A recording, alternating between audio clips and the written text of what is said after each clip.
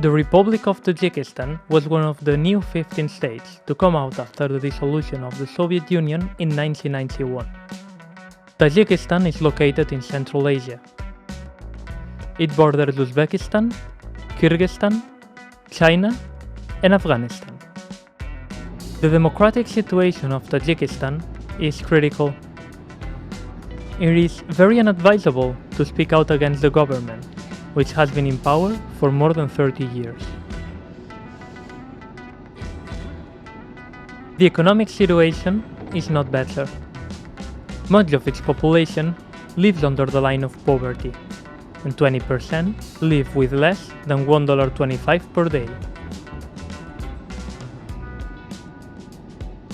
The economy of many families depends highly on remittances from family members working abroad.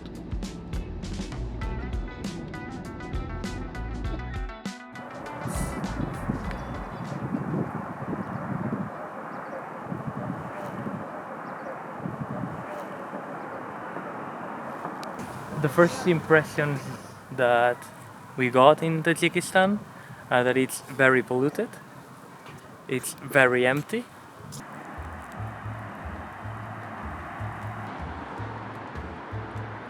Dushanbe is a rapid growing city. In the center, there are many buildings in construction, and most of them by Chinese companies.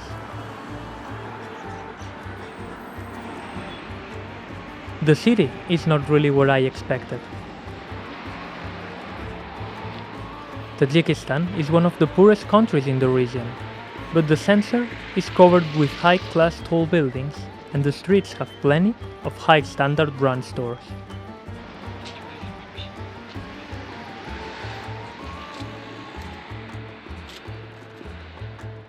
In some authoritarian countries, especially the ones with a cult of personality, the leader usually wants to create bigger constructions to demonstrate their power. Tajikistan is not an exemption of that. Here behind my back, we have the biggest flagpole at the time of construction in the world.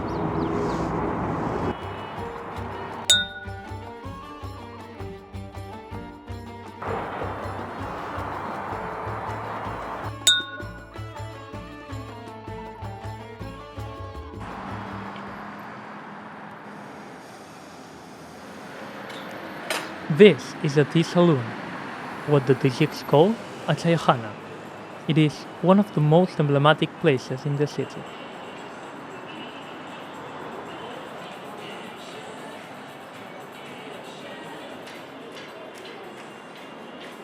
Here I could try some local food.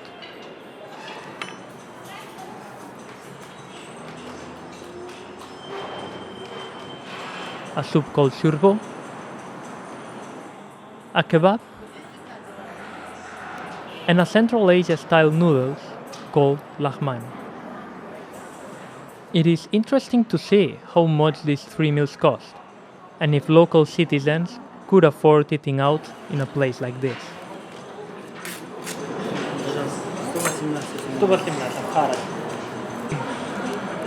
So in this Chinaha, which is the biggest one in Dushanbe, the three meals, so the lahman, the shurbo, and the kebab, plus the bread and some water, everything costs 118 somoni.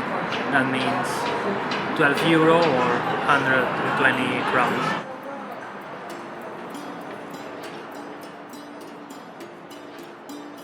A common sight around the streets of Dushanbe, other than the lack of a good photo editing, is the many portraits of the president of the country, or by its full official name, the founder of peace and national unity, leader of the nation, president of the Republic of Tajikistan, Emomali Rahmon. Not only in the streets but his face can be seen, along with his son, in carpet stores, bookstores. He sees and controls everything and everyone in Tajikistan.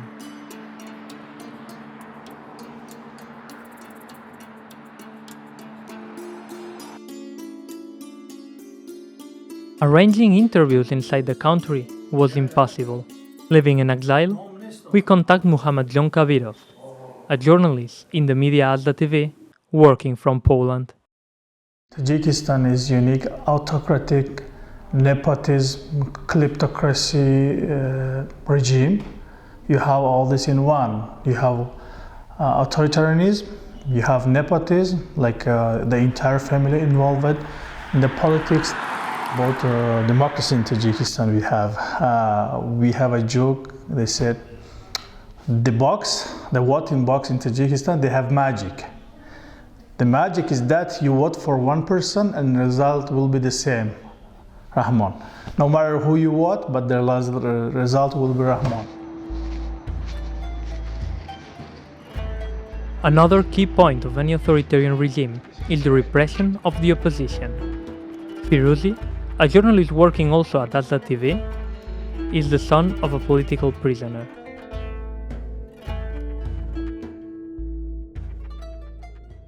И я еще являюсь сыном таджикского политзаключенного Махмада Али Хаида, заместителя председателя партии Исламского возрождения Таджикистана. Его в 2015 году задержали силовики и в 2016 году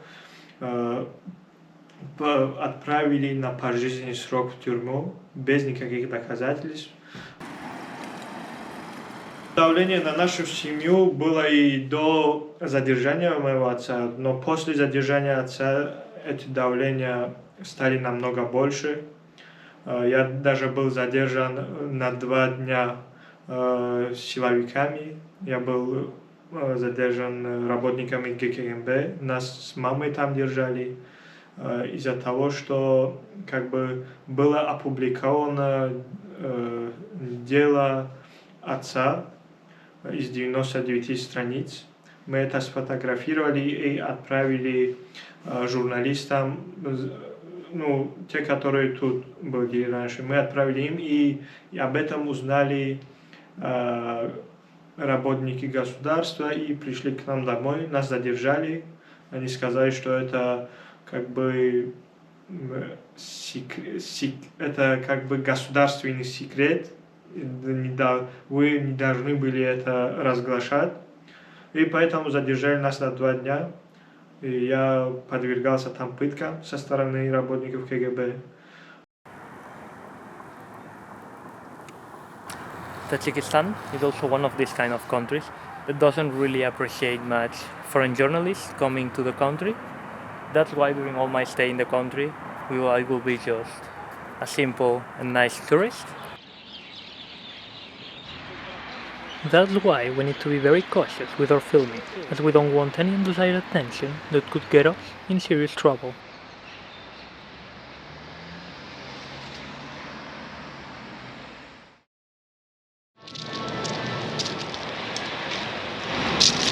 Today is 16th of November, where it means that in Tajikistan it's President's Day.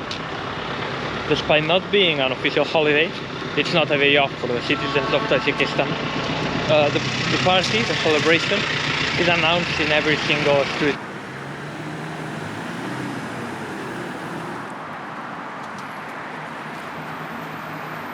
However, there's not clear knowledge about what's going on this day, if there are any celebrations.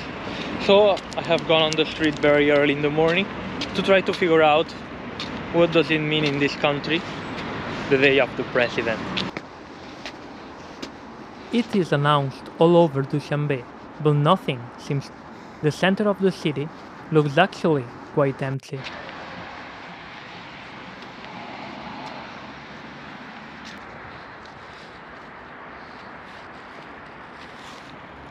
I've been told that in the National Library there might be something happening today, but it seems quite empty as well.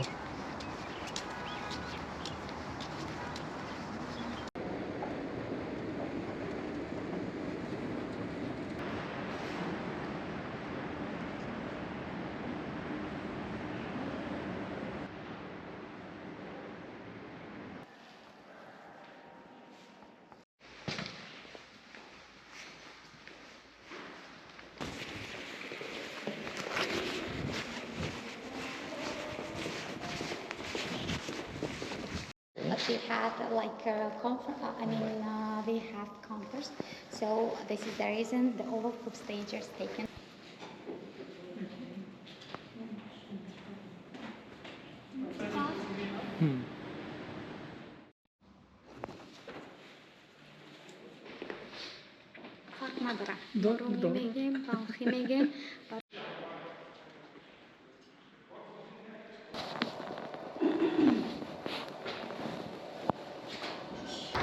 Despite being announced in pretty much every corner of the city, no one seems to know pretty much what President's Day is about.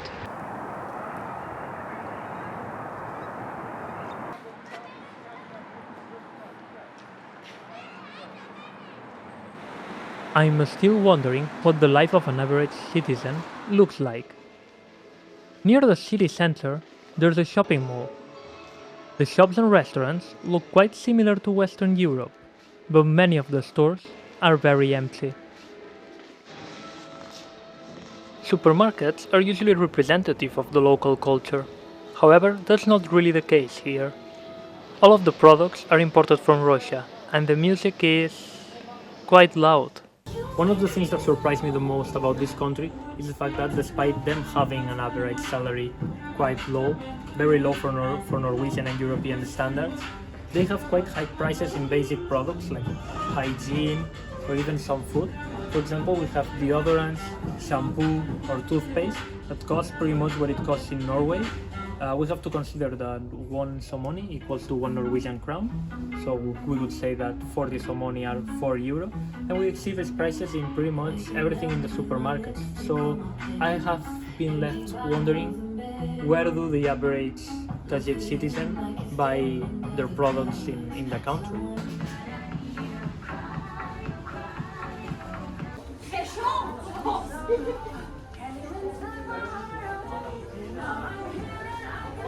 They sell a lot of alcohol in supermarkets, and we have to keep in mind that Tayikistán is a Muslim country.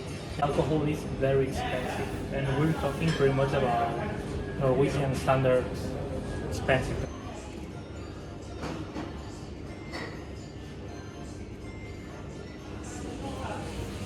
Yeah, the prices are not cheap because mostly they're exporting goods, and also the local farms and companies are not comparative to the exported goods, because the export, who is exporting, who's managing? The family of Rahman. And you know, like sugar and flours and oils, the main goods are under the monopoly of these people. What's the average salary in Tajikistan? Oh, that's average, I think, about around $100, $150, and the minimum is $60, $80. Most people are going to Russia or other countries, earning money and sending back to the family, and the family are purchasing by those money. 60% of GDP was from the income from immigrants, like a couple of $4 or $5 billion.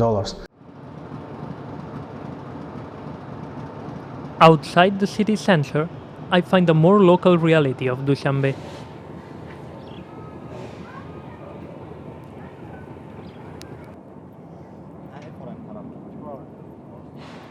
Passing a bridge over the train tracks, I arrive at a neighborhood, pretty different from what I have seen so far.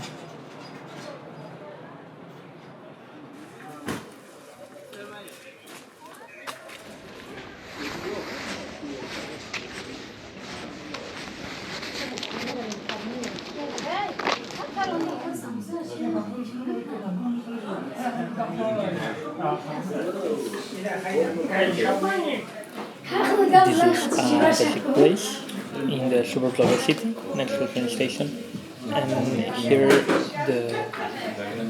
let's say the neighborhood or the district is not what we can see in the city center of Dushanbe. It is everything much cheaper, it is everything much older, and we are now far away from the new and big buildings that we saw in the center. Everything is much more humble, so to say, in this area.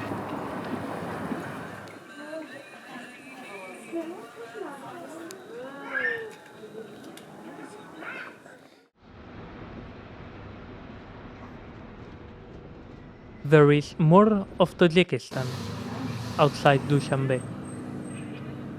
The transportation system is quite flawed here. There is a concept that might be unknown in Western Europe, but here it's very common: the shared taxis. In the exits of the cities, there are drivers waiting at the bus stops.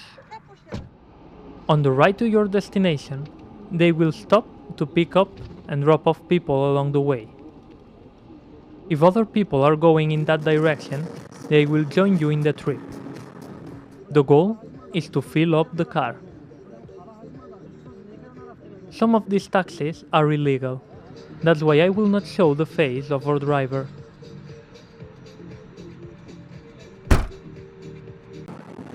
After passing by the world's largest melon, I arrive at my first destination, the Hishor Fortress.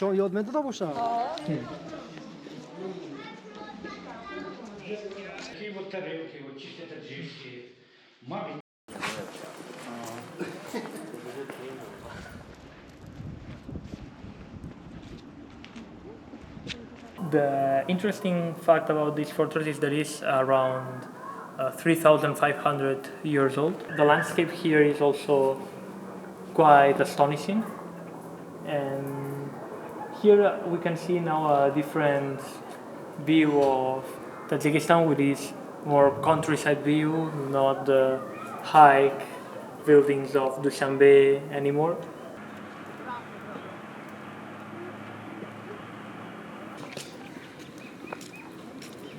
On the ride to our next stop, our taxi driver opens up about the challenges and struggles of life in Tajikistan. Нет, в Ашане никто не может. Васяне, Там дорого. Это рынок для бедных. да. Богатые сюда не заходят. Да, конечно. Они с Ашана покупают.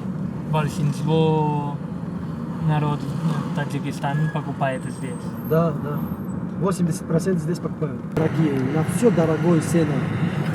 Вот 1 литр газ 9 сомон не стоит. Средняя зарплата у нас 700 сомон. Те, кто зарабатывает на себя, они могут зарабатывать 2000-3000. Вот, например, я таксую в день 400 сомони зарабатываю. Плюс этого я машину ремонтирую, масло поменяю, в дорогах гаишникам оплачиваю, понял, да? В итоге, короче, мне в месяц остается $500, $600 чисто. Здесь очень трудно жить. Когда ты в Таджикистане работаешь, не можешь себе дом купить, зарабатывать дом купить не можешь. Только работаешь для питания, все.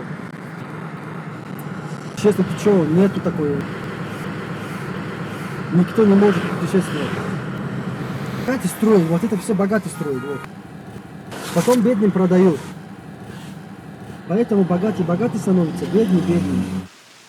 We now visit another place, Sharshara, an indoor leisure garden with a restaurant and eating spaces inside. But our visit gets cut short.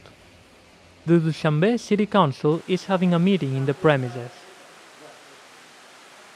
Our guide just advised us that we shouldn't go that much inside because it's the government sitting there. Grábame un poco. Bueno, no, ahora no. The driver turned guide advised us to not get close and just leave. Дети работают, вот муж, жена работает. В основном у нас в Москве работают, в Россию работают. Здесь не работают, они все в Россию работают. Я работал в аэропорт Домодедово. Огромная коррупция здесь. Да, мы видели, что милиция останавливала много машин на городе. Они сейчас узнают, что я таксую, Да. и меня тоже зарабатывают деньги. 20 сомон, 30 сомон, дай, говорит. Да. Если не даешь, документы возьмет, протокол напишет. А потом штрафы Штрафы, или... да. 100 сомон, 150 сомон, 200 сомон. Об этом молчат, все ничего не говорят. Боятся.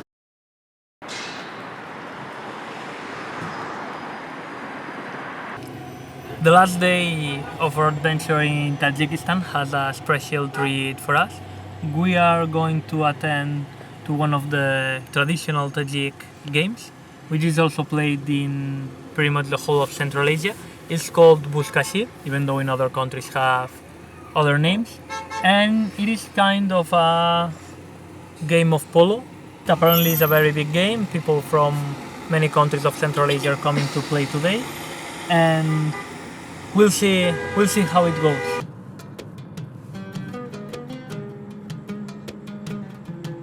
These games of Buzkashi take place in the town of Dangara, 2 hours away from Dushanbe.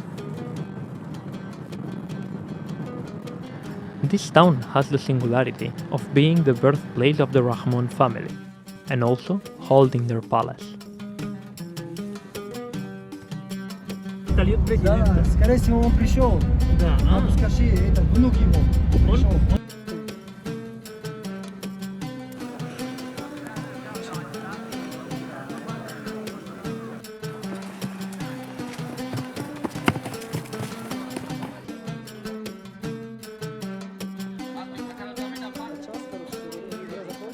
This is a huge event today. Hundreds of people from all of Central Asia gathered to see it.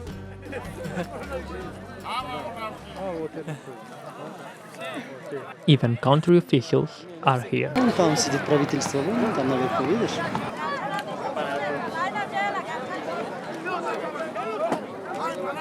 Aside from the game, there are many things going on in the stands. I was offered to try plov, a traditional Tajik dish, some barbecue, and an impromptu market of horse riding articles. Вот этот, который они на лошадь сидят же. There is a whole business around the game of Buzkashi. An example of that we can find it at the price that some of the winning horses are sold. А сколько может стоить, например, это лошадь? $100 000, $200 000. Не очень дорого.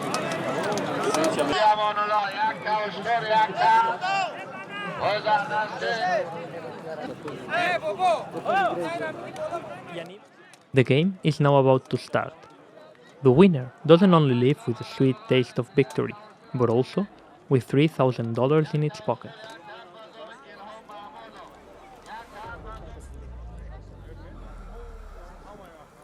The rules of Buzkashi are really simple.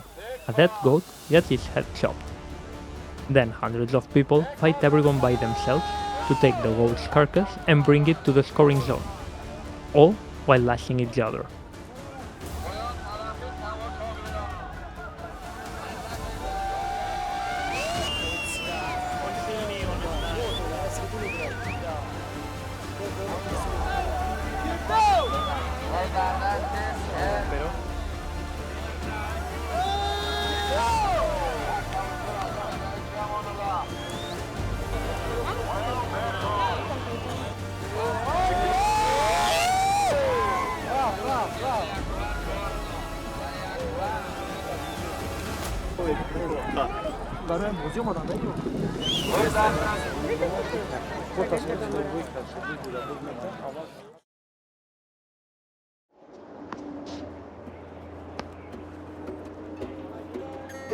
Life in Tajikistan can be hard, and not only for living in a dictatorship. The economic situation of the country sees many young Tajiks go to work to Russia in hard conditions to send money to their families. However, my experience as a tourist has been great. The Tajik people have been friendly and kind to me, and even though it's a far and unknown country, I felt safe all along the trip, night and day. The struggle of Tajiks to live in better conditions will continue, and it will hopefully lead to a brighter future.